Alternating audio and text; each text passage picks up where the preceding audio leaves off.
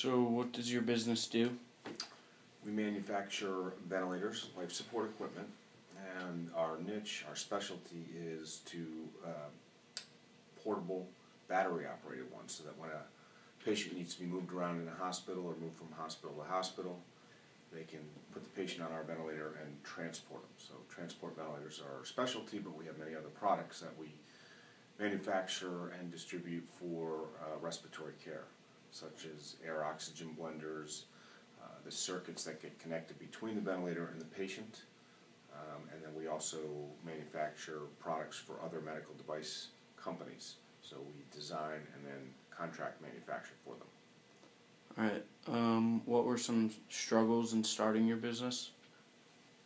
In this business, it's tough because you've got a lot of regulatory concerns, and you have to deal with the FDA. So you have to have you have to have some infrastructure in place, and you have to have the right people to be able to deal with all the regulatory concerns.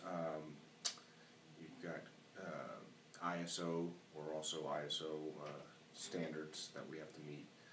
So those are probably the toughest things to get as a small company to get your arms around, but also obviously dealing with employees and hiring the right people. Those would be the major things that would be tough to when you're small.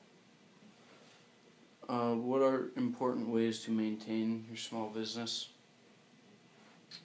To maintain the small business, well, you always have to be growing, or so we're still considered a small business, but we are growing, or you will get left behind. So you need to maintain real good employees are probably the key to the business, but always looking for different niches and different areas to move into to continue to grow. And do you think a college education is needed to start a small business? I don't think a college education is needed, but it certainly can help.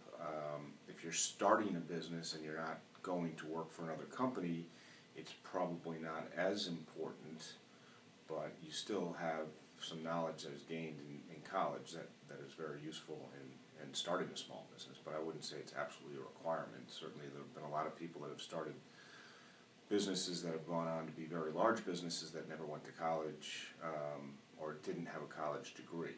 Bill Gates, Mark Zuckerberg, there's a lot of people that have done that. So it's not absolutely necessary, but it certainly is going to be an advantage. Alright, thank you. That's it? Yep.